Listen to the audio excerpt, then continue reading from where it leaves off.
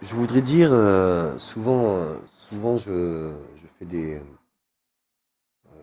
conférences dans Lilou, j'aime beaucoup sa présentation, donc souvent je retourne vers disons les co-créateurs que je préfère travailler et de la façon dont je veux travailler. Enfin, je me dis que plus ça me correspond et plus ça me permet de continuer à produire et je l'explique parce que si vous faites un travail qui vous déplaît ou alors les outils ne vous correspondent pas ou autre, il sera plus difficile de l'accepter, voire d'être productif sans compter.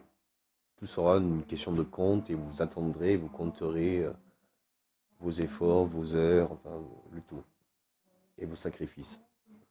Alors une action différente, mais vous correspondant en tout point de réjouissance, est-ce que ça vous correspondra en tout point de réjouissance ou est-ce que ça sera juste une nouvelle action et qui demandera autant de force?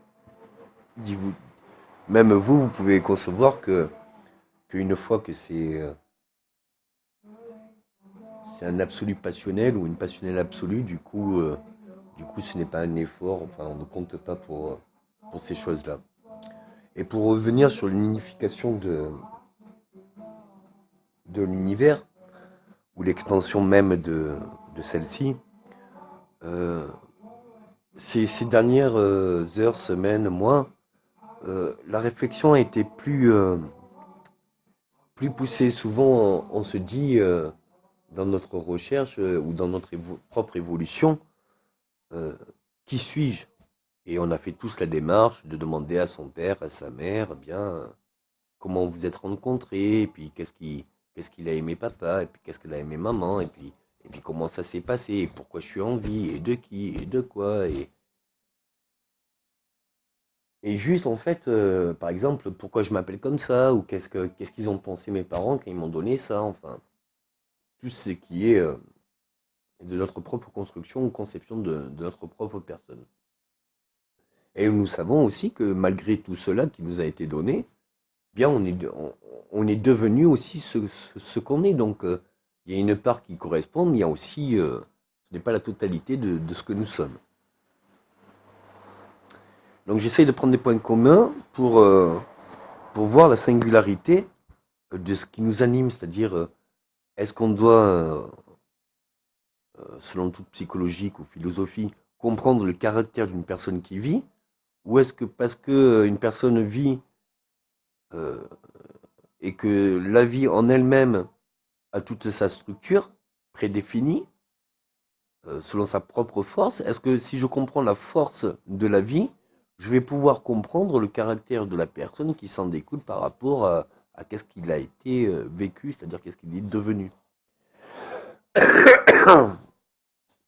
Et on se rend compte comme ça que si on va dans l'essence même de ce qui nourrit l'émotion et en connaissance que l'émotion nourrit le caractère et que le caractère se nourrit de l'émotion pour s'affirmer et le devenir par rapport à l'environnement ou par rapport à tous les nombreux facteurs qui sont de variantes émotionnelles, bien on peut comprendre totalement la personne.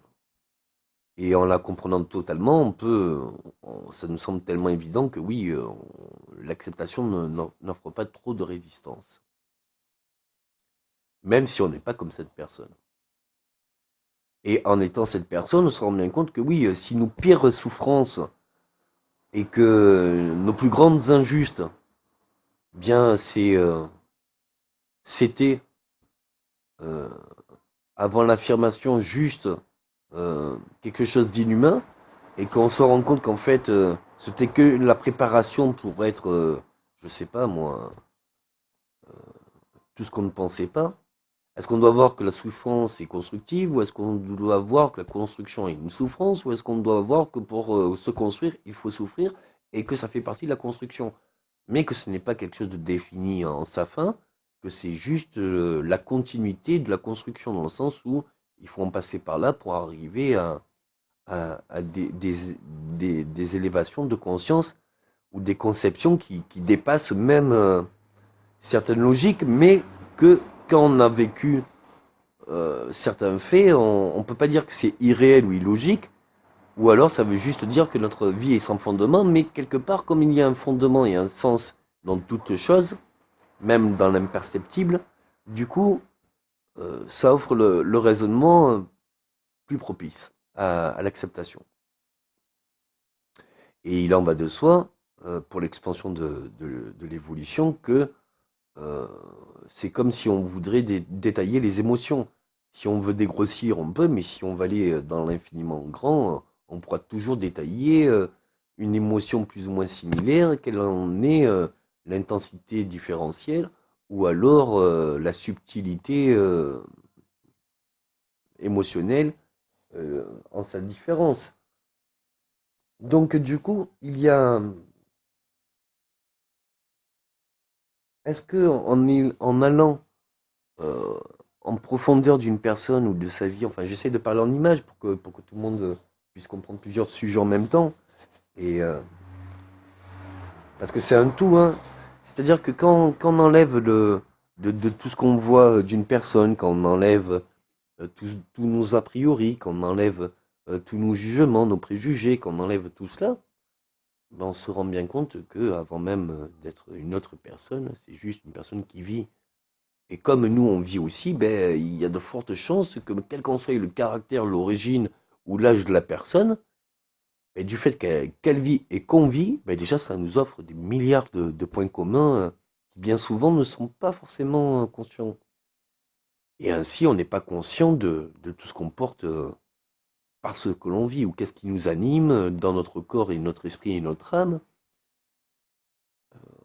On le recherche, mais on n'en a pas conscience. Ce que je voudrais dire, c'est que l'infiniment petit, c'est pas parce que nous avons été à une échelle de conscience des cordes que ça définit cet infiniment petit.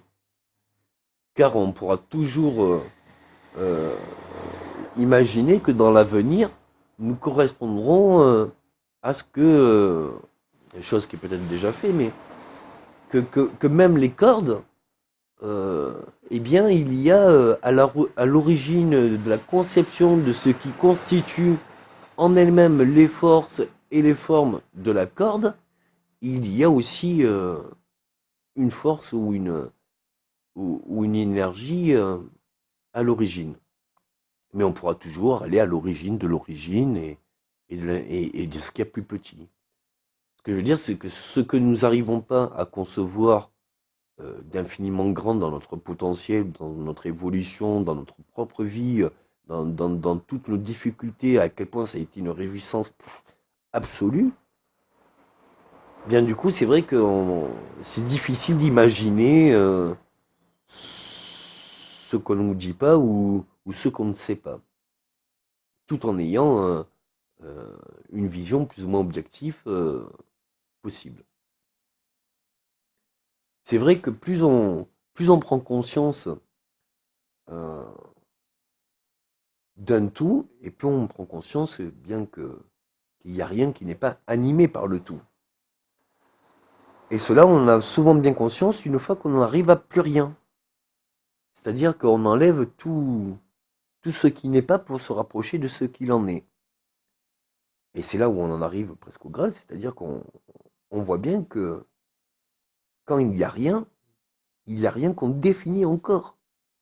Mais si on se met dans l'observation de ce qu'il pourrait y avoir dans ce vide ou d'expression, eh bien on se rendra compte que par l'analyse, le temps et l'expérience et l'observation, et bien qu'on pourra décrire là où on pensait qu'il n'y avait rien. Et bien se rendre compte qu'en fait, c'est vraiment tout ce qui nous dépasse, ou qui nous dépassait, mais qu'on a fait notre chemin. Si je dois regarder ma vie avec le parcours, avec ses hauts et ses bas, euh, souvent j'ai été chercher dans toutes les directions, et vous pourrez passer encore plus de 50 ans ou une éternité à décrire tout ce que j'ai vu ou vécu de différent. Mais quelque part, pour ma personne, ce n'était pas faire des choses différentes, c'était aborder d'une façon opposée, complémentaire, le même sujet.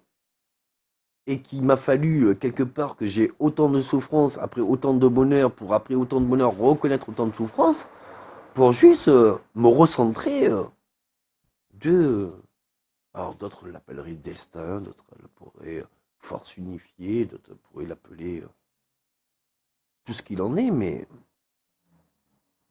je pense que il n'y a pas une chose ou un fait ou une émotion dans une personne qui ne puisse pas exister dans toute personne.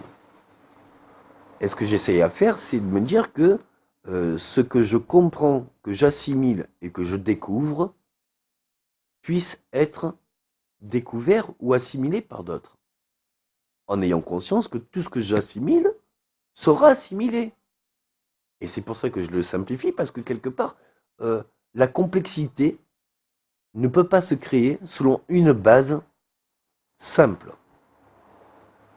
Et on peut dire que même ce qui nous semble de tout complexe, par exemple, un chaos absolu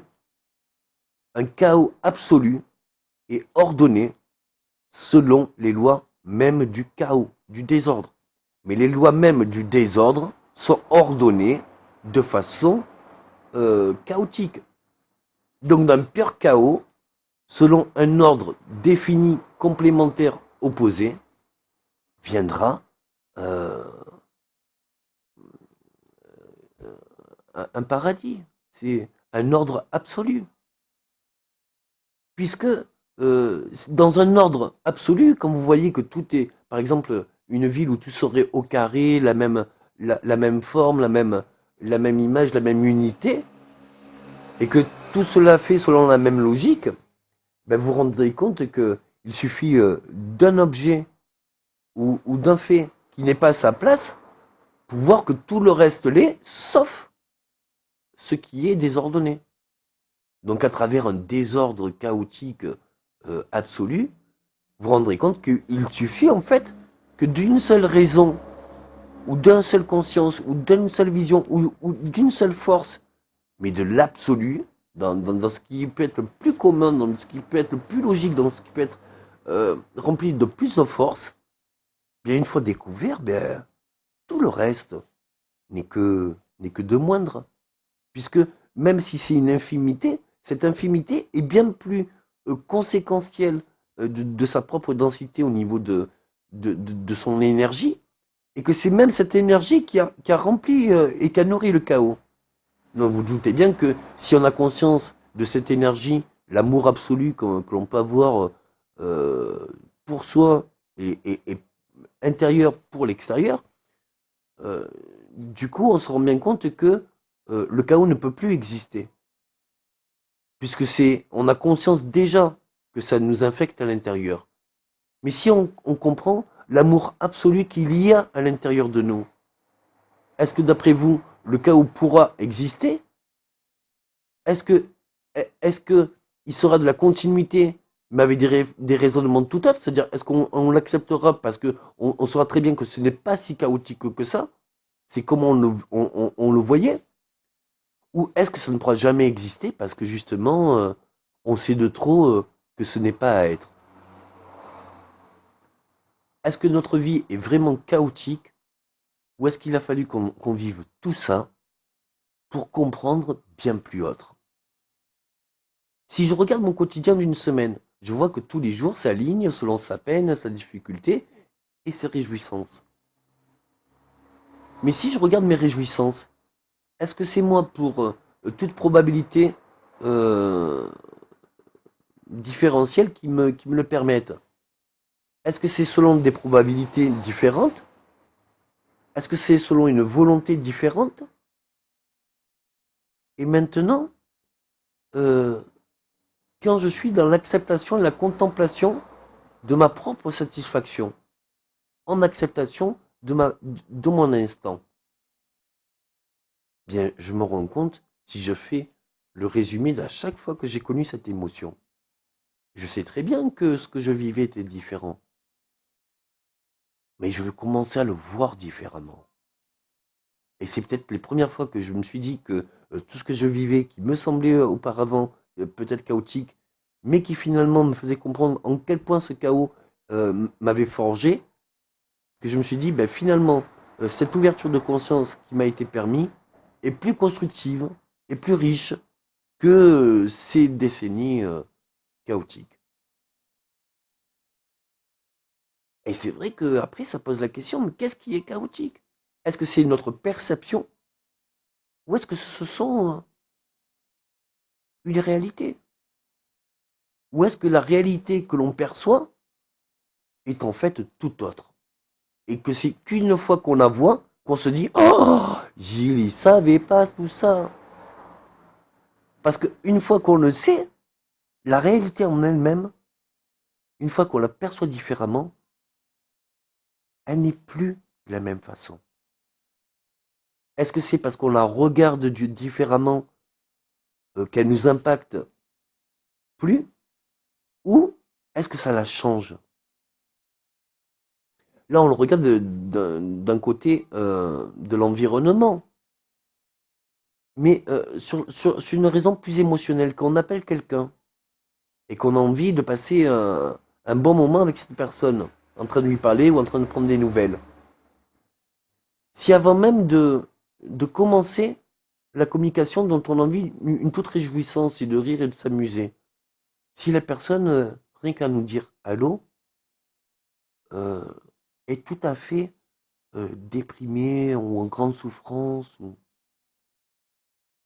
est-ce que selon le premier son, même avant que ça soit défini ou définissable, on sait la réalité, que la personne n'est pas prête et n'était pas dans notre taux de vibratoire.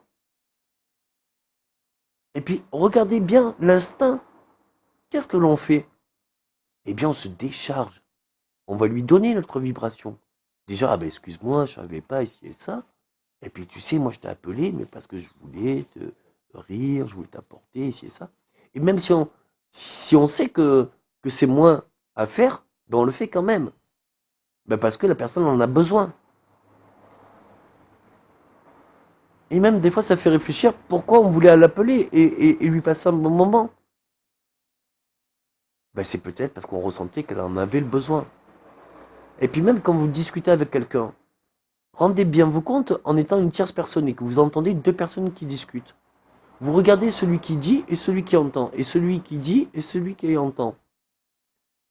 Maintenant, posez-vous la question, est-ce qu'il le formule parce que justement, il veut que ça soit entendu, ou est-ce qu'il le formule parce qu'il aimerait l'entendre? C'est valable pour qui? Quelle est la meilleure façon de ne pas être d'accord quand on affirme le même accord selon des expressions différentes?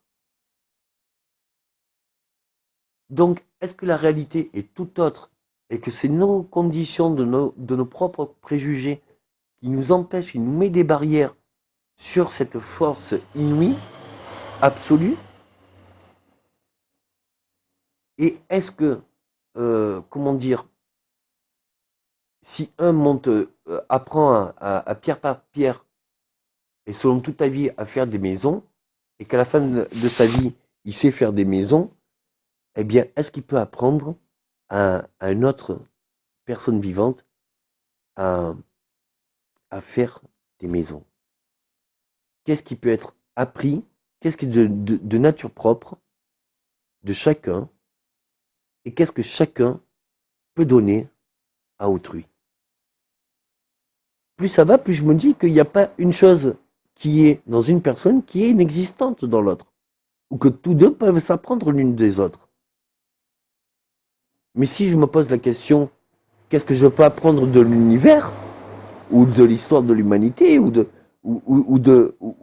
même de l'origine créateur de Dieu, eh bien je vais voir que euh, c'est comme si je me pose la réflexion de combien il y a de films dans une année.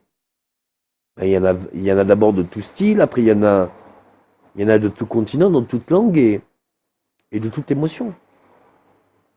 Mais est-ce que le nombre est réel ou est-ce que je ne connais pas, je n'ai pas conscience de celui que je ne connais pas et que je comptabilise pas? Est-ce que celui que je comptabilise pas existe quand je le compte ou est-ce qu'il existe même si je le compte pas? Est-ce qu'on peut tout savoir et est-ce qu'il est bon? Ou est-ce que nous devons être encore dans cette gourmandise de se dire ah oui, je sais peut-être, mais je sais pas tout encore. Parce qu'on se rend compte que même euh, euh, la découverte et l'approfondissement de sa propre conscience ou de ses propres évolutions spirituelles ou au niveau vibratoire nous enrichit pas que pour notre personne, mais bien tout ce qui comporte notre personne. Ça veut dire aussi bien notre environnement. Et maintenant, on se rend compte que quel peut être le fond de euh,